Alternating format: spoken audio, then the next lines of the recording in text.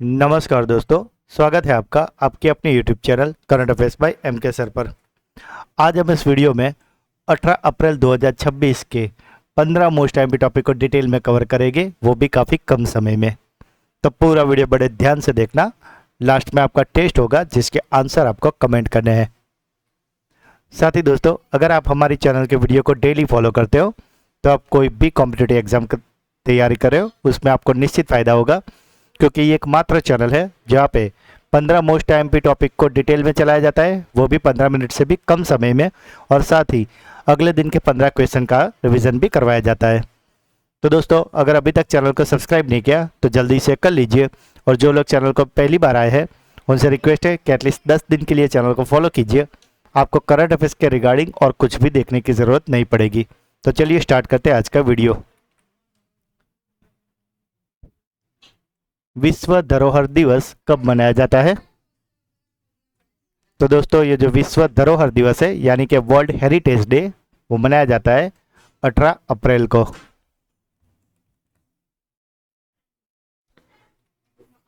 यह दिवस हर साल 18 अप्रैल को मनाया जाता है। 1982 में international council on monuments and site ने इस दिवस को मनाने का प्रस्ताव रखा था। 1983 में यूनेस्को द्वारा इसे आधिकारिक रूप से अनुमोदित किया गया। वर्तमान में भारत की अगर बात करें तो भारत में 44 विश्व धरोहर स्थल यानी कि वर्ल्ड हेरिटेज साइट है, जिसमें सांस्कृतिक 36, प्राकृतिक 7 और मिश्रित 1 है। अगर आखिरी ऐड हुई साइट की बात करें तो लास्ट में 44वीं साइट बनी थी मराठा सैन्य परिदृश्य, जिसमें महाराष्ट्र और तमिलनाडु के 12 किले शामिल है। अगर पूरी दुनिया की बात करें तो पूरी दुनिया में कुल साइट्स है 1248, जो लगभग 170 देशों में से है, जिसमें अधिकतर साइट्स है इटली से। इस दिन को मनाने का उद्देश्य है दुनिया भर में मानव सभ्यता से जुड़े ऐतिहासिक और सांस्कृतिक स्थलों के महत्व और उनके संरक्षण के प्रति जागरूकता बढ़ाना। मार्च 2026 के लिए ICC women's player of the month किसे चुना गया है? तो दोस्तों, कल के वीडियो में हमने आपको बताया था प्लेयर ऑफ द मंथ पुरुष मार्च 2026 के लिए जो बने थे संजू सैमसन, और अगर बात करें महिला प्लेयर ऑफ द मंथ मार्च 2026 के लिए तो वो बनी है न्यूजीलैंड की एमिलिया केयर।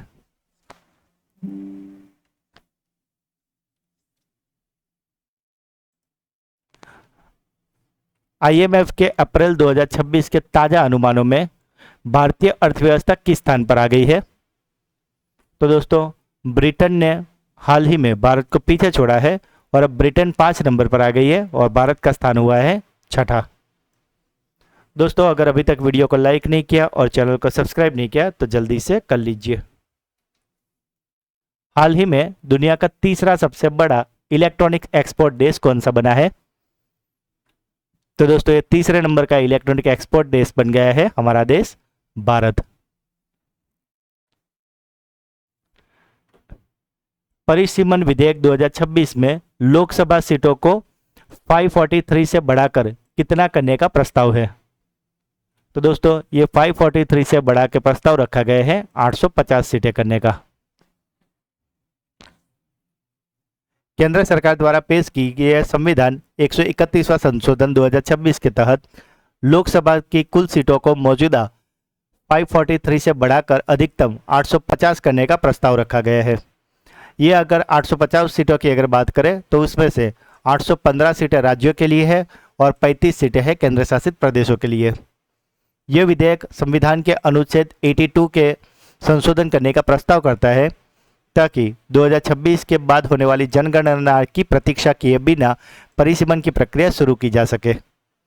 यह विस्तार 2023 में पारित नारी शक्ति वंदन अधिनियम, जो कि महिला आरक्षण को लागू करता है, उसके लिए भी महत्वपूर्ण माना जा रहा है, जिससे 2029 के चुनाव तक महिलाओं के लिए 33% सीटें सुरक्षित की जा सके।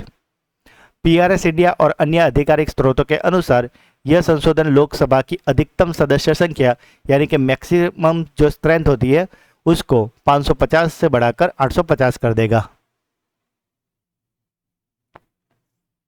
किस पोर्ट ने भारत के सबसे बड़े ऑटोमोबाइल एक्सपोर्ट हब के रूप में राष्ट्रीय रिकॉर्ड बनाया है? तो दोस्तों, ये सबसे बड़ा ऑटोमोबाइल एक्सपोर्ट हब बन गया है गुजरात का मुंद्रा पोर्ट। FIDE महिला कैंडिडेट शतरंज टूर्नामेंट का खिताब किस भारतीय खिलाड़ी ने जीता है? तो दोस्तों महिला कैंडिडेट्स शतरंज टूर्नामेंट का खिताब जीत लिया है आर वैशाली ने। साथ ही दोस्तों पिछले 3 महीने के मंथली करंट अफेयर्स वीडियो जिसमें हमने जनवरी, फरवरी और मार्च के 600 मोस्ट एमपी एमसीक्यू करवाए हैं, ये वीडियो का लिंक आपको इसी वीडियो के डिस्क्रिप्शन में मिल जाएगा। तो अगर आप किसी एग्जाम की सीरियसली तैयारी कर रहे हो और आपको उस एग्जाम में पास होना ही है और सक्सेस होना ही है, तो ऐसे क्वालिटी वीडियो को मिस बिल्कुल मत करना और इसे अवश्य देख लेना। IRCTC द्वारा दक्षिण भारत के दर्शन के लिए दिव्य दक्षिण यात्रा ट्रेन की शुरुआत कहाँ से की जाएगी? तो दोस्तों ये जो दिव्य दक्षिण यात्रा ट्रेन है इसकी शुरुआत होने वाली है विशाखापट्टनम से। भारत का पहला परमाणु मिसाइल ट्रैकिंग और समुद्री निगरानी जहाज कौन सा है? तो दोस्तों ये जो परमाणु मिसाइल ट्रैकिंग और समुद्री निगरानी जहाज है उसका नाम है INS ध्रुव। हाल ही में सुपर सेल साथी नामक मोबाइल ऐप किसने लॉन्च किया है? तो दोस्तों ये जो मोबाइल एप्लीकेशन है सुपर सेल साथी, इसे लॉन्च किया है LIC यानी कि life corporation of India, life India corporation. Time magazine की 2026 की 100 प्रभावशाली लोगों की सूची में किन 3 भारतीयों को शामिल किया गया है? तो दोस्तों ये जो टाइम मैगजीन की सूची है ये 2026 के लिए, उसमें विश्व के जो 100 प्रभावशाली लोग हैं उसमें 3 भारतीय है, सुंदर पिचाई, विकास खन्ना और रणबीर कपूर। सुंदर पिचाई जो कि गूगल के CEO है, विकास खन्ना जो कि भारतीय एक प्रसिद्ध कुक है यानी कि शेफ है, और रणबीर कपूर जो बॉलीवुड के एक अभिनेता है। किस उच्च न्यायालय ने सभी क्षेत्रों में मासिक धर्म विश्राम नीति लागू करने का निर्देश दिया है? तो दोस्तों ये जो मासिक धर्म विश्राम नीति है इसे लागू करने का निर्देश दिया गया है कर्नाटक उच्च न्यायालय द्वारा, और इसके तहत अब महिलाओं को मासिक धर्म विश्राम नीति के तहत हर महीने एक पेड लीव दी जाएगी। किस राज्य सरकार ने समान नागरिक संहिता यानी कि UCC के मसौदे के लिए समिति का गठन किया है? तो दोस्तों ये जो समान नागरिक संहिता है इसके लिए मसौदे का गठन किया है छत्तीसगढ़ सरकार ने। दोस्तों सबसे पहले UCC को लागू किया था उत्तराखंड ने, और उसके बाद दूसरा राज्य बना है गुजरात। और दोस्तों गुजरात में UCC लागू करने के लिए जिस समिति का गठन किया गया था, रंजना प्रकाश देसाई समिति, उसी समिति को छत्तीसगढ़ सरकार ने गठन किया है। साथ ही दोस्तों अगर आप तीनों मंथ के वीडियो अलग अलग देखना चाहिए तो जनवरी, फरवरी और मार्च तीनों के इंडिविजुअल वीडियो भी आपको हमारे चैनल पर मिल जाएंगे, जिसके लिंक भी आपको इसी वीडियो के डिस्क्रिप्शन में मिल जाएंगे, जिसमें हमने हर महीने के मोस्ट एमपी 200 MCQ करवाए हैं। तो अगर इंडिविजुअल देखना है तो उसे भी आप देख सकते हैं, तो उसे भी अवश्य देख लेना। प्रधानमंत्री मोदी द्वारा श्री गुरु भैरव वैक्य मंदिर का उद्घाटन किस राज्य में किया गया है? तो दोस्तों ये जो श्री गुरु भैरव वैक्य मंदिर है इसका उद्घाटन हुआ है कर्नाटक में। इन्फोसिस ने अपना नया ग्लोबल ब्रांड एम्बेसडर किसे बनाया है? तो दोस्तों इन्फोसिस के नए ग्लोबल ब्रांड एम्बेसडर बन गए हैं कार्लोस अल्कराज। तो दोस्तों ये थे आज के 15 मोस्ट एमपी टॉपिक। अब बारी है आपकी ब्रेन बूस्टर क्विज की, जिसके आंसर आपको कमेंट करने हैं। तो आज का पहला सवाल, हाल ही में सुपर सेल साथी नामक मोबाइल ऐप किसने लॉन्च किया है? परिसीमन विधेयक 2026 में लोकसभा सीटों को 543 से बढ़ाकर कितना करने का प्रस्ताव है? और आखिरी सवाल, विश्व धरोहर दिवस यानी कि वर्ल्ड हेरिटेज डे कब मनाया जाता है? तो दोस्तों तीनों क्वेश्चन के आंसर आपको कमेंट में बताने हैं। और दोस्तों अब बारी है हमारे सुपर फास्ट फ्लैश रिवीजन की, जिसमें जो कल के 15 क्वेश्चन थे उसका एक फटाफट से फ्लैश रिवीजन कर लेते हैं। तो कल का पहला क्वेश्चन था, विश्व हीमोफीलिया दिवस कब मनाया जाता है?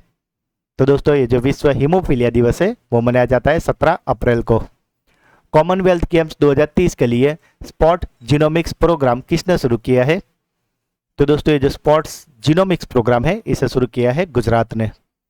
मार्च 2026 के लिए ICC player of the month किसे चुना गया है? तो दोस्तों ये जो प्लेयर ऑफ द मंथ है ये बने हैं संजू सैमसन। हाल ही में संन्यास की घोषणा करने वाले विक्टर एक्सेल्सन किस खेल के महान खिलाड़ी है? तो दोस्तों विक्टर एक्सेल्सन है बैडमिंटन के खिलाड़ी जिन्होंने हाल ही में संन्यास की घोषणा की है। आर्क द ट्रम्प स्मारक कहाँ स्थापित करने की योजना बनाई जा रही है? तो दोस्तों ये जो आर्क द ट्रम्प स्मारक है वो बनने वाला है अमेरिका के वॉशिंगटन डीसी में। बोगाहू बिहू उत्सव किस राज्य में मनाया जा रहा है? तो दोस्तों ये जो बोगाली बिहू उत्सव है जिसे रोगाली बिहू भी कहते हैं वो मनाया जाता है असम में। वित्त वर्ष 2025-26 में पेटेंट आवेदन के मामले में भारत का कौन सा राज्य शीर्ष पे है? तो दोस्तों इसमें शीर्ष पे है तमिलनाडु। किस बैंक ने स्टार्टअप के लिए दिल्ली में एक डेडिकेटेड ब्रांच खोली है?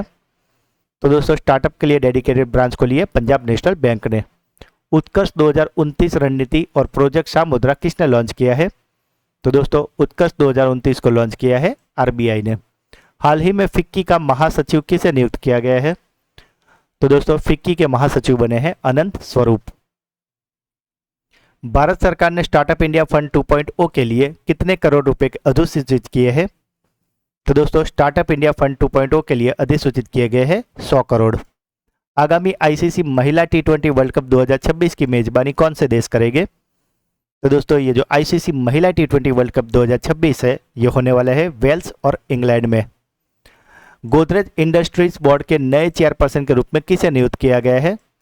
तो दोस्तों ये बन गए हैं फिरोज शाह गोदरेज। दोस्तों यह पी है Firoz Shah, P for parrot, Firoz Shah Godrej, या गलती से फिरोज लिखा हुआ है पर सही आंसर है फिरोज शाह गोदरेज। भारत और ताइवान मिलकर सेमीकंडक्टर निर्माण के लिए औद्योगिक पार्क कहाँ बना रहे हैं? तो दोस्तों ये बन रहा है गुजरात के साणंद और धोलेरा क्षेत्र में। और कल का आखिरी सवाल था डॉक्टर क्रिश्चियन स्टोकर जिन्होंने हाल ही में भारत का दौरा किया है वह किस देश के चांसलर हैं? तो दोस्तों क्रिश्चियन स्टोकर चांसलर है ऑस्ट्रिया के। तो दोस्तों ये थे कल के 15 मोस्ट एमपी टॉपिक, जैसे फिलहाल तो हमने काफ़ी क्विक रिवीजन किया है पर कल के वीडियो में हमने ये सारे क्वेश्चन को काफ़ी डिटेल में और अच्छे से पढ़ाया है।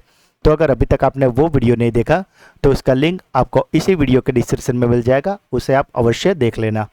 और साथ ही दोस्तों अगर आप हमारे चैनल के वीडियो को डेली फॉलो करते हो तो आप कोई भी कॉम्पिटिटिव एग्जाम की तैयारी कर रहे हो उसमें आपको निश्चित फ़ायदा होगा। तो दोस्तों अगर आज का वीडियो आपको अच्छा लगा तो लाइक करें, जो भी क्वेश्चन पूछे गए या अगर आपका कोई डाउट हो तो उसे कमेंट करें, वीडियो को ज़्यादा से ज़्यादा अपने व्हाट्सएप, टेलीग्राम और सभी सोशल मीडिया पर शेयर करें। और अगर अभी तक चैनल को सब्सक्राइब नहीं किया तो जल्दी से कर लीजिए। तो दोस्तों मिलते हैं एक अगले वीडियो में, तब तक के लिए पढ़ते रहिए, आगे बढ़ते रहिए। जय हिंद, जय भारत।